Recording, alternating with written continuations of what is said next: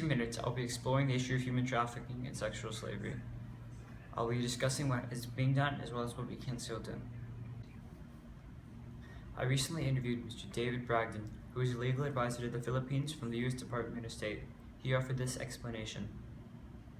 And so people may come to a Filipino village advertising that they have a restaurant or a beauty parlor or something else in another country and telling them that they can make a certain amount of money.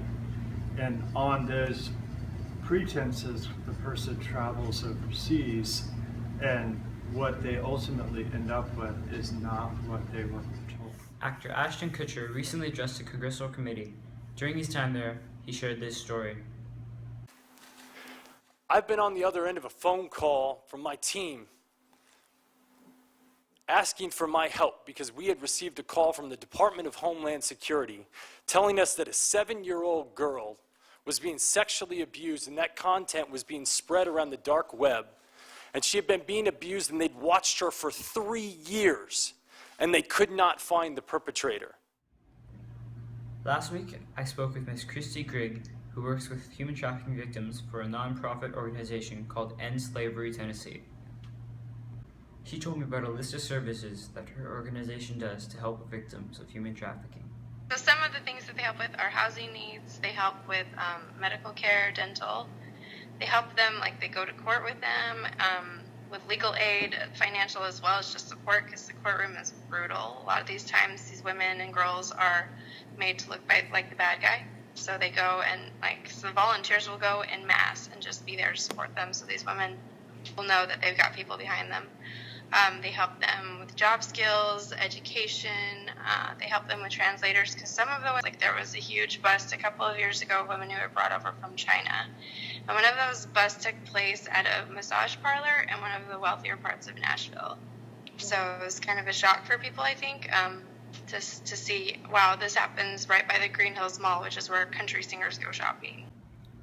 One of the hardest parts about the rehabilitation progress is giving the victims a life afterwards. I was just at a conference last week, and the example, Philippines example, and they were focusing on the U.S., but the Philippines example was,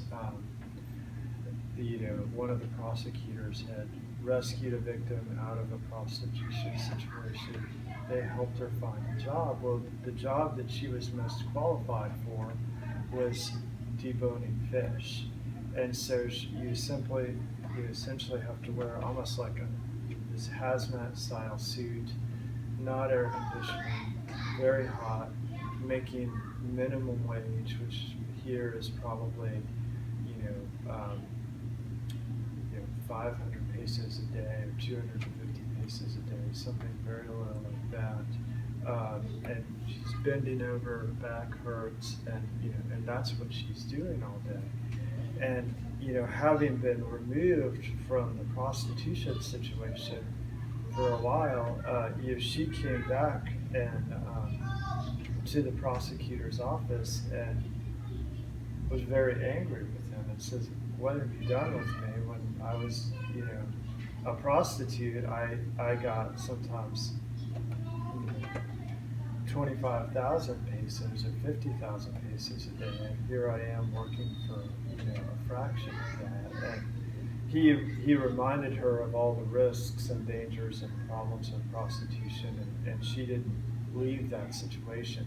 But that's one of the hard things about it. My solution is called the Domino Project. It has 2 parts. The first part is about raising awareness of the problem of human trafficking. It's all about teaching people, specifically kids in schools, how they can be kept safe. It teaches people about how they can help end human trafficking as well. The second part of my plan involves helping the victims of the sex industry not have to go back. Once they are rescued, they will be given temporary housing until they are physically and mentally ready for the next part. The next part is all about education. Classes will be available for them that teach them life skills and enough information that they will be able to get a job. When they get a job, they will have the option of talking to a counselor when needed so that they can receive help if they have any problems. They will receive assistance for the next couple of years, but will be mostly independent. Human trafficking is a huge problem that does not only happen in places like Southeast Asia and Africa. It also happens in countries like the United States. human trafficking destroys lives in a way that makes it hard for the victims to come back. It's a problem that grows every day, but luckily it's a problem that you can do something about. By supporting the Domino Plan, you'll be able to help give back the lives that the victims have lost.